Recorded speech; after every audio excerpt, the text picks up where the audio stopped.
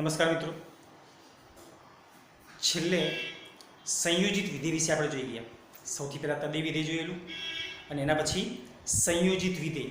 બે વિધેયો એફ અને જી આપેલા હોય તો પછી એનું સંયોજન કેવી રીતે કરવું, તો એના સંયોજનથી એફ સર્કલ જી બને અથવા તો જી સર્કલ એફ બને, એ આપણે જોઈ ગયા છીએ. હવે વ્યસ્ત વિધેય, ઇન્વર્સ ફંક્શન, એના વિશે આપણે જોઈશું આજે, પ્રતિવિધેય વિશે. તો એક નવો ટોપિક છે,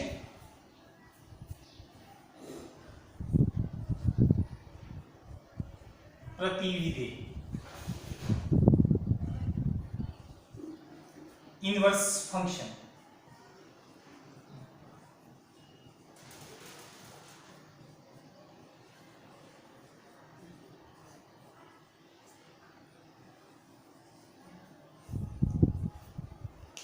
તો અહીંયા આપણે ધારીએ, ધારો કે તમને કોઈ વિધેય એફ એ થી બી નું આપેલું છે. સમજીએ પહેલા, સૌથી પહેલા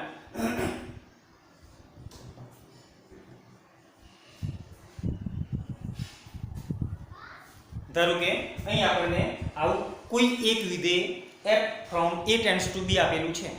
જો આના ઉપરાંત આપણને બીજું એક વિધેય g b થી a નું મળે, f from a tends to b જે વિધેય છે એના ઉપરાંત જો બીજું એક વિધેય આપણને g from b tends to a મળે, તો આ જે f છે એનું પ્રતિવિધેય g વિધેય કહેવાય. પણ એના માટે બે કન્ડિશનો છે પાછી, કે આવું તો હોવું જ જોઈએ, f from a tends to b વિધેય માટે g from b tends to a વિધેય મળવું જ જોઈએ. અને કન્ડિશન એવી છે, f સર્કલ g,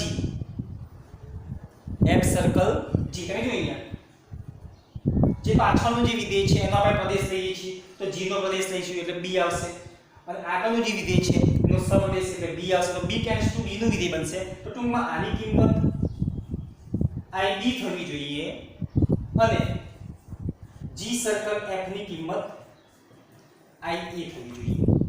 ટૂંકમાં તદે વિધેય બનવું જોઈએ, આઇડેન્ટિટી ફંક્શન બનવું જોઈએ. અહીંયા પણ એવું છે, g સર્કલ f ની કિંમત ia જેટલી થવી જોઈએ. ટૂંકમાં g સર્કલ f જે છે એ તદે વિધેય બની જવું જોઈએ, તો જ આ જે છે એમાં પ્રતિવિધેયનું અસ્તિત્વ તમારું g વિધેય ધરાવતું હોય. અહીંયા f નું પ્રતિવિધેય કયું કહેવાય? g b tends to a કહેવાય. તો અહીંયા આપણે લખીશું, એની વ્યાખ્યા છે કે જો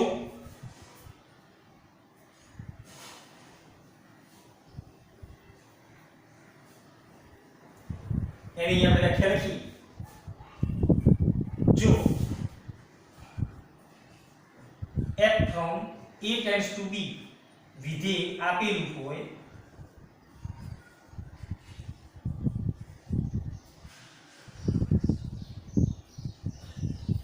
તથા એક વિધેય તો અહીંયા આપણને આપેલું છે f from a tends to b, તથા g from b tends to a, f a થી b નું છે તો g b થી a નું આપણને મળવું જોઈએ. તો f from a tends to b વિધેય આપેલું હોય તથા g from b tends to a વિધેય એવું મળે,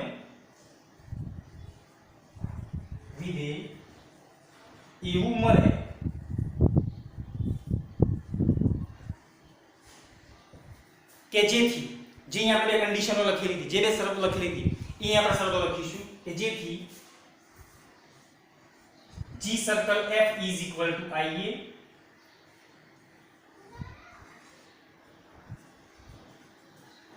અને f circle g is equal to ib થાય તો જ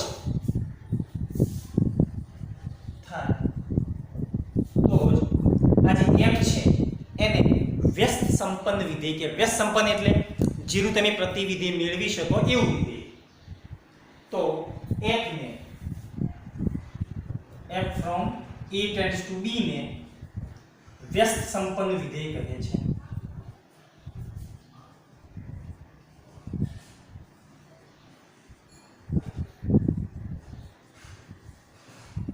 અને આ જે g from b tends to a છે એને આ જે f વિધેય છે એનું પ્રતિવિધેય કહેવામાં આવે છે. ત્યાં આપણે લખીશું તથા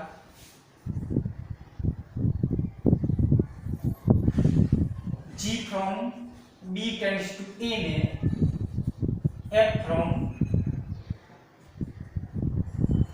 A tends to B પ્રતિવિધેય કહે છે. પ્રતિવિધેય કહે છે. જેને સંકેતમાં લખ્યું છે કે આપણે આ જે જી વિધેય છે એને f નું પ્રતિવિધેય કહેવામાં આવે, જેને સંકેતમાં f ઇન્વર્સ વડે દર્શાવવામાં આવે છે. જેને સંકેતમાં f ઇન્વર્સ વડે દર્શાવાય છે.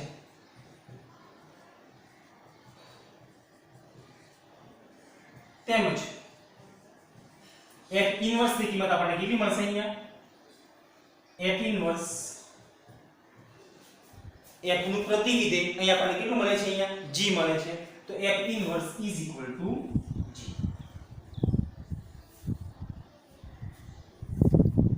આ પ્રકારે અહીં આપણે પ્રતિવિધિની વ્યાખ્યા આપી શકીએ. અને આના એક્ઝામ્પલ આવશે, જોઈશું આપણે પછી જે સ્વાધ્યાય છે એની અંદર આવશે. થોડાક ઉદાહરણો પણ છે એની અંદર પણ આપણે જોઈશું. હવે આના પછી ઉદાહરણ નંબર 15 આવશે, એ આપણે જોઈએ.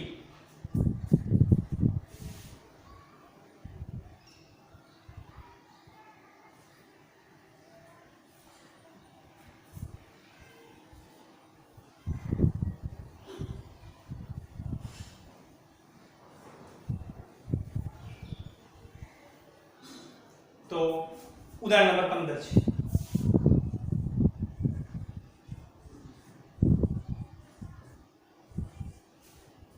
હું અહીંયા રકમ લખીશ. તો ઉદાહરણ નંબર 15 ની રકમ લખેલી છે મેં. વિધેય f from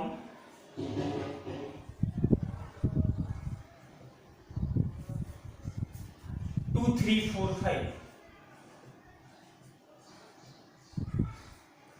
tends to 3, 4, 5, 9. 3, 4, 5, 9. અને g from અને બીજું વિધેય આપણને g પણ આપેલું છે. અને g from 3, 4, 5, 9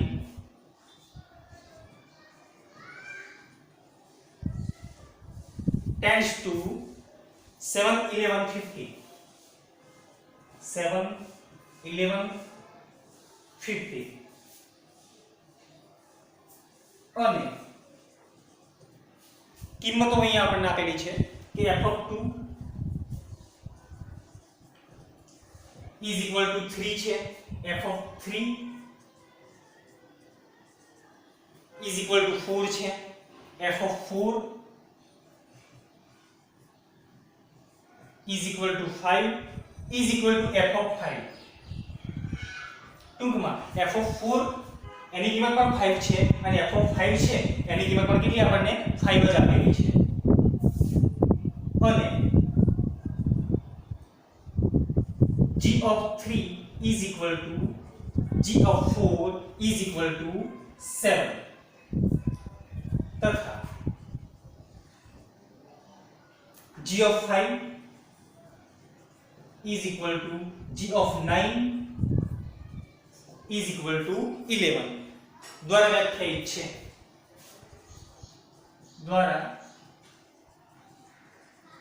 વ્યાખ્યાયિત છે. તો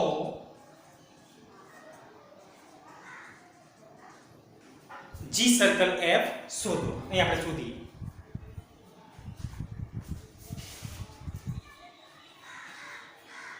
તો અહીં આપણે g સર્કલ f શોધવું છે. તો સૌથી પહેલા જે g સર્કલ f અને આપણને કહેલું છે કે આ પ્રમાણે આ વિધેય જે છે એ વ્યાખ્યાયિત છે જ. જો વ્યાખ્યાયિત હોય તો g સર્કલ f આપણને મળતું જશે. અને તમે અહીંયા પણ જોઈ શકો છો. અહીંયા g સર્કલ f વ્યાખ્યાયિત થવા માટે અહીંયા f નો વિસ્તાર એટલે રેન્જ ઓફ f નો વિસ્તાર એટલે આપણે આ ગણીશું. અને જે g નો સપ્રદેશ છે એ f નો વિસ્તાર એ g ના પ્રદેશની અંદર આવતો હોય તો 2 અહીંયા 3 4 5 9 જે વિસ્તાર છે એ આ g નો જે પ્રદેશ છે 3 4 5 9 એની અંદર સમાઈ જશે. બંને ઇક્વલ છે. તો ટૂંકમાં જી સર્કલ એફ વ્યાખ્યાયિત છે જ. હવે વ્યાખ્યાયિત છે તો ક્યાંથી ક્યાંનું વિધેય બનશે એ આપણે લખવું પડશે અહીંયા. તો સૌથી પહેલા લખીશું પોઈન્ટ કે અહીં જી સર્કલ એફ વિધેય વ્યાખ્યાયિત છે અથવા અસ્તિત્વ ધરાવે છે. વ્યાખ્યાયિત છે તેમજ ક્યાંથી ક્યાંનું વિધેય છે એ અહીં આપણે લખ્યું. તેમજ G circle F from G circle F વ્યાખ્યાયિત છે આપણે લખ્યું છે તો ક્યાંથી ક્યાંનું વિધેય બનશે. f નો પ્રદેશ લેવાનો હોય અને g નો સપ્રદેશ લેવાનો હોય તો f નો પ્રદેશ અહીં આપણે લખીશું. f નો પ્રદેશ કેટલો છે? 2 3 4 5 છે. તો 2 3 4 5 tends to g નો સપ્રદેશ કેટલો છે? 7 11 15 7 11 15 આ આપણું જી સર્કલ એફ છે.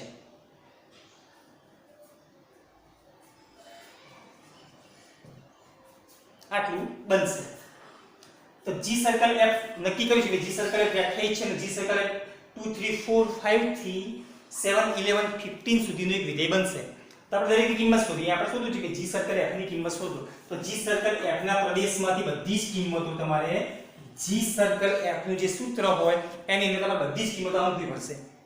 તો અહીંયા આપણે મૂકીએ પછી કે હવે G circle F of 2 is equal to સૌથી પહેલા જી સર્કલ એફ નું જે સૂત્ર હોય એની અંદર આપણે પ્રદેશમાંથી બધી કિંમતો મૂકવી છે. એમાં સૌથી પહેલા આપણે 2 ને લઈએ. તો G circle F of 2 is equal to ચલો અહીંયા આપણે આગળ જે શીખ્યા એ પ્રમાણે જો સર્કલને કાઢીશું તો એક કૌંસ આવશે. અહીંથી મારે સર્કલને કાઢી નાખવું છે તો અહીંયા એક કૌંસ આવશે. તો અહીંયા g ઓફ અહીંથી સર્કલ નીકળી ગયું, અહીંયા એક કૌંસ આવી ગયો અને f ઓફ 2 ને આપણે કૌંસમાં લખી શકીએ. અહીંથી ખાલી આપણે સર્કલને કાઢ્યું છે અને સર્કલની જગ્યાએ શું આવી ગયું છે? કૌંસ આવી ગયું.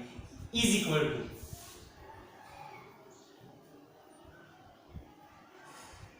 અહીંયા g m ના m જ f ઓફ 2 ની કિંમત અહીંયા આપણને આપેલી છે. f of 2 is equal two કેટલા છે? 3 છે. તો અહીંયા આપણે મૂકી દઈશું 3. f ઓફ 2 ની કિંમત 3 છે અને g ઓફ 3 ની કિંમત પણ અહીંયા આપણને આપેલી છે.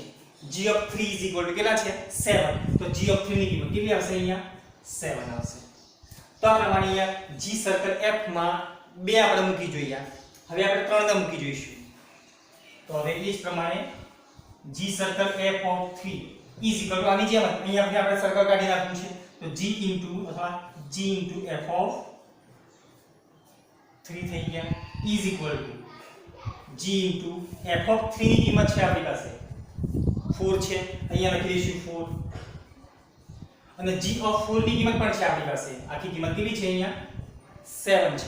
એ જ પ્રકારે g circle f of 4 is equal two અહીંથી સર્કલ કાઢી દઈશું g into f of 4. f of 4 ની કિંમત છે આપણી પાસે f ઓફ 4 અહીંયા છે. f ઓફ 4 ની કિંમત 5 છે તો અહીંયા 5 લખીશું. g ઓફ અહીંયા આની કિંમત 5 તો g ઓફ 5 અને g ઓફ 5 ની કિંમત 11 છે તો અહીંયા આપણે 11 લખીશું. એ જ પ્રકારે હજી આપણે 5 બાકી છે. તો g circle f of 5 is equal to g into f of 5 is equal to g into f of 5 ની વેલ્યુ અહીંયા sorry f of 5 any value કેટલી છે? અહીંયા 5 છે. અહીંયા 5 મૂકી દઈશું અને g of 5 ની વેલ્યુ 11 છે તો અહીંયા 11 મૂકી દઈશું. તો આ પ્રકારે અહીંયા આપણે g સર્કલ f શોધેલું છે. જે તમારે માંગેલું છે કે g સર્કલ f શોધો તો g સર્કલ f જે છે વિધેય એની અંદર કયા કયા સભ્યો આવશે, એ ગણની અંદર કયા કયા સભ્યો આવશે એ અહીંયા આપણે માંગેલા છે. તો આમ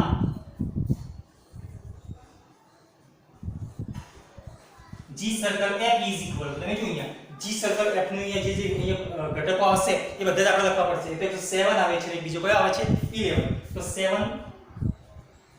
અને 11 આ જે છે એ આપણું g સર્કલ f છે. તો આ પ્રકારે g સર્કલ f શોધી શકાય. હવે આના પછી એક ઉદાહરણ નંબર 16 લઈએ આપણે એટલે તમને થોડું વધારે ખ્યાલ આવશે કે કઈ રીતે આ બધી વસ્તુ અહીંયા આવે છે. તો ઉદાહરણ નંબર 16 જે છે એ અહીંયા આપણે લઈ આવ્યા પછી હવે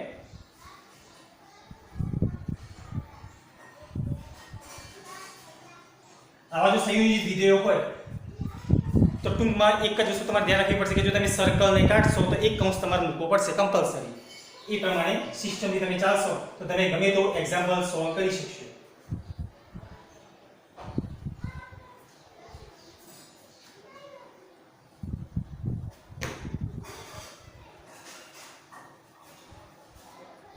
તો ઉદાહરણ નંબર 16 લખીએ આપણે અહીંયા. ઉદાહરણ નંબર 16 છે જો f from r tends to r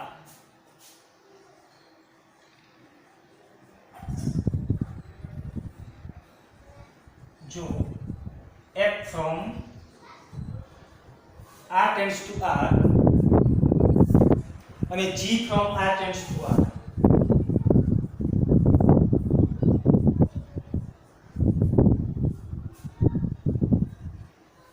એ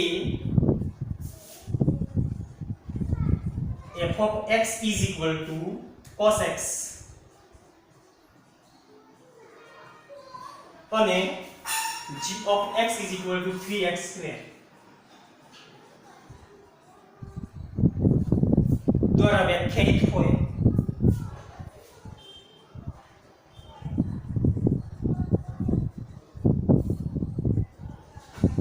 તો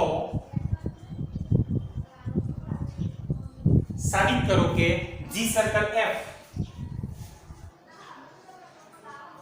is not equal to F circle G. અહીં આપણે એને સાબિતી આપીએ.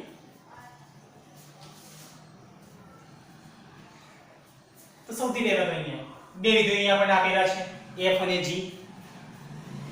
અહીંયા તમારે સાબિત એવું કરવું કે G circle F અને F circle G સમાન નથી.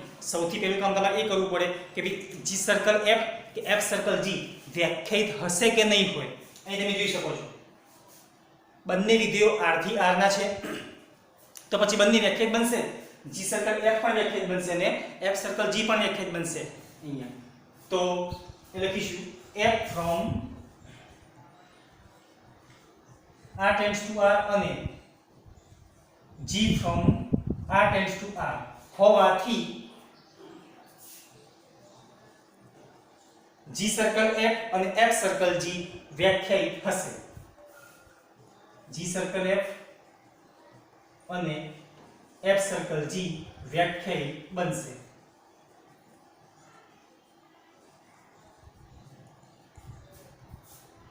જો વ્યાખ્યાયિત બને તો અહીંયા આપણે શોધીશું. અહીંયા સૌથી પહેલા G circle F શોધીશું. તો પહેલો પોઈન્ટ છે G circle F from એટલે તો G circle F વ્યાખ્યાયિત બને છે તો ક્યાંથી ક્યાંનું વિધેય બનશે એ આપણે લખીએ. તમે જુઓ F વિધેય r થી r નું છે G પણ r થી r નું છે તો આ જે G circle F છે એ પણ ક્યાંથી ક્યાંનું બને r થી r નું. કેવી રીતે F નો તમારો પ્રદેશ લેવાનો હોય અને G નો સપ્રદેશ બંને બધા r થી r ના જ બધા વિધેયો છે. તો r tends to r. હવે જો G circle F વિધેય આપેલું હોય તો પછી એનું અહીંયા તમને સૂત્ર પણ આપેલું જોવું જોઈએ. તો અહીંયા આપણે સૂત્ર લખીએ એનું કે G circle F of x. હવે સૂત્ર એનું આપેલું જ હોય. G circle F વિધેય હોય તો G circle F નું સૂત્ર હોય. જો F વિધેય હોય તો f of x આપેલું હોય. તો આ પ્રમાણે અહીંયા આપણને G circle F of x આપેલું જ હશે. ધારો કે છે આપણે એવું માની લઈએ કે ધારો કે આ પ્રમાણે G circle F of x અહીંયા આપણને આપેલું છે. તો હવે આના ઉપરથી આપણે અનુસાદું આપીએ. અહીંથી આપણે એક સર્કલ કાઢવું છે તો એક કૌંસ આવશે તો G into f of x. એમાં f of x ની વેલ્યુ છે આપણી પાસે અહીં કેટલા cos x. તો આની કિંમત cos x છે તો is equal to G of આની કિંમત cos x. તો G of cos x થઈ ગયું અને G of cos x ની કિંમત આપણે G ના સૂત્રમાં મૂકવી છે તો અહીં આપણે મૂકીએ તો is equal to 3x ની જગ્યાએ આપણે કેટલા મૂકી દઈશું આપણે cos x. તો cos x નો અહીંયા હોલ સ્ક્વેર છે એટલે આપણે cos square x થઈ ગયું. તો ટૂંકમાં G circle F ની કિંમત આપણને આવી મળે છે. હવે આપણે F circle G શોધીએ. આગળ F circle G from એ પણ ક્યાંથી ક્યાંનું વિધેય બનશે r થી r નું બનશે. તો r tends to r અને F circle G of x is equal two અહીં આપણે સર્કલ કાઢીશું તો f into g of x થઈ ગયું f into g of x તો f of g of x ની કિંમત છે આપણી પાસે 3x સ્ક્વેર એ અહીંયા મૂકી દઈએ g ઓફ x ની જગ્યાએ અહીંયા કેટલા આવી ગયા 3x સ્ક્વેર અને આ જે 3x સ્ક્વેર કિંમત છે એ આપણે અહીંયા પછી ફરીથી f ના સૂત્રમાં મૂકવી છે તો f નું સૂત્ર અહીંયા છે f ઓફ 3x સ્ક્વેર હોય તો અહીંયા cos 3x સ્ક્વેર થઈ ગયું is equal two cos 3x square આ પ્રમાણે અહીં આપણને g સર્કલ f એની કિંમત મળે છે અને બીજું f સર્કલ g છે એની કિંમત મળે છે તમારે સાબિત એવું કરવું છે કે બંને સમાન નથી કોઈ પણ એક આપણે એવી કિંમતો લઈએ જેની કિંમત આપણે જાણતા હોઈએ ધારો કે x આપણે 0 લેવા છે તો અહીં x 0 માટે કોના માટે x 0 માટે g સર્કલ f ની કિંમત જે છે એમાં આપણે x ની કિંમત 0 મૂકીએ તો g circle f of x અહીંયા 3 cos square x 3 cos 0 whole square cos 0 ની કિંમત આપણે જાણીએ છીએ 1 છે 1 નો સ્ક્વેર 1 1 into 3 એટલે અહીંયા 3 આવશે એ જ પ્રકારે f circle g of x આપણી પાસે છે f સર્કલ g કેટલા આપણે શોધેલા છે અહીંયા cos 3x સ્ક્વેર છે તો અહીંયા cos 3x સ્ક્વેર એમાં cos આપણે એને રાખીશું x ની કિંમત 0 મૂકવી છે તો 3 into 0 એટલે cos 0 થઈ ગયા અહીંયા 3 અને અહીંયા 0 નો સ્ક્વેર છે આ પ્રમાણે છે 0 નો સ્ક્વેર 0 અને 0 into 3 એટલે 0 અને cos 0 થઈ ગયું અહીંયા અને cos 0 ની કિંમત કેટલી છે 1 છે તમે અહીં ચેક કરી શકો છો કે x 0 માટે g સર્કલ f ની કિંમત 3 આવે છે અને f સર્કલ g ની કિંમત 1 આવે છે તો આમ g circle f is not equal to f circle g તો આપણે આપણે સાબિતી આપેલી છે કે g circle f અને f circle g છે એની કિંમતો અહીંયા સમાન મળતી નથી તો આ જે છે એ ઉદાહરણ નંબર 16 છે એના પછી ઉદાહરણ નંબર 17 આવશે એના પછી જે નેક્સ્ટ લેક્ચર આવશે એની અંદર આપણે જોઈશું થેન્ક યુ